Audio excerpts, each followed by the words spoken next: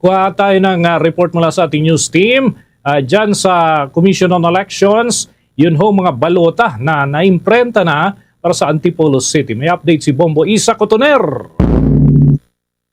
Natapos na ng Commission on Elections ang pag-iimprenta ng mga opisyal na balota na gagamitin sa special elections sa ikalawang distrito ng Antipolo City na gaganapin yan sa Marso 14. Ayon sa poll body, kabuang 252,793 ang mga balota at accountable forms ang inimprenta para sa special elections na idaraos susunod ng pagpanaw ng yumaong kongresistang si Romeo Acop noong Disyembre 2025. Natapos ng isang araw ang pag-iimprenta. At sunod naman na gagawin dito ang verification ng mga balota.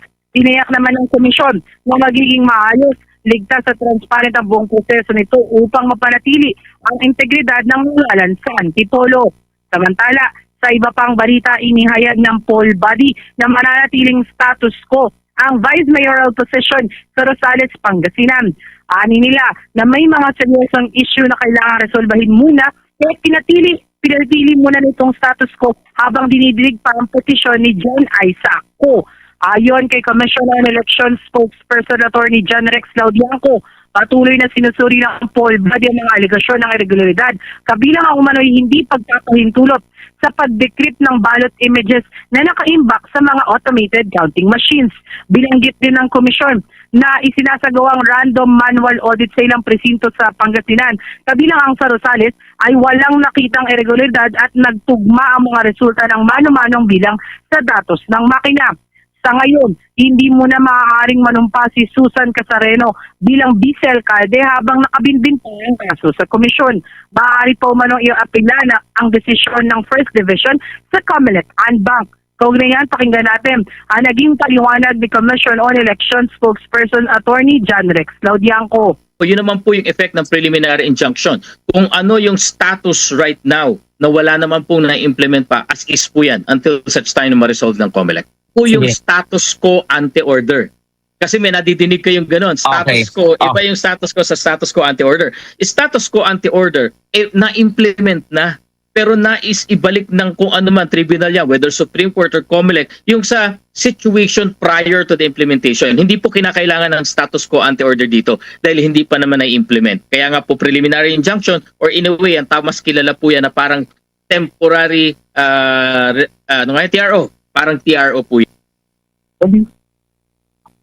Matatandaang naglabas ng kautusan ng poll body upang pansamantalang ipatigil ang pagpapatupad ng desisyon ng korte na nagpabaliktad sa resulta ng halalan para sa pagka-vice-alcalde ng Rosales, Pangasinan noong 2025 midterm elections. Sa inilabas na injunctive order ng First Division ng Comelec, inatasan ng RTC Branch of 53 na itigil muna ang pagpapatupad ng desisyon na nagdedeklarang si Susan Casareno ang nanalong vice-alcalde matapos ang manual recount. Una nang idineklara ng Municipal Board of Canvassers na si incumbent Vice Mayor John Isaac Co ang nanalo sa halalan matapos makakuha ng 20,201 na mga boto laban sa 18,993 na boto ni Casareno. Ngunit naghain ng election protest si Casareno dahil sa umano'y mga irregularidad at anomalya sa pagboto. Kabilang ang issue sa automated counting machines at hindi umano pagtutugma ng voter verified paper audit trail sa aktual na boto. Sa isinagawang manual recount sa 66 na presinto, lumabas sa desisyon ng RTC na si Casareno ang nakakuha ng 20,705 na boto habang si Coco ay may 18,739 na boto. Dahil dito, idineklara ng korte na walang bisa ang proklamasyon ni Co. Para sa Bombo Network News, ito si Bombo Isa Cotoner and this is Bombo Radio Philippines, the number one and most trusted source of news and information. Basta Radio Bombo. For the most trusted source of news and information, visit our website at www.bomboradio.com. Follow us on Bombo Radio mobile app, Facebook, YouTube, TikTok, and X, formerly Twitter. Like, share, and stay connected. Anytime, anywhere.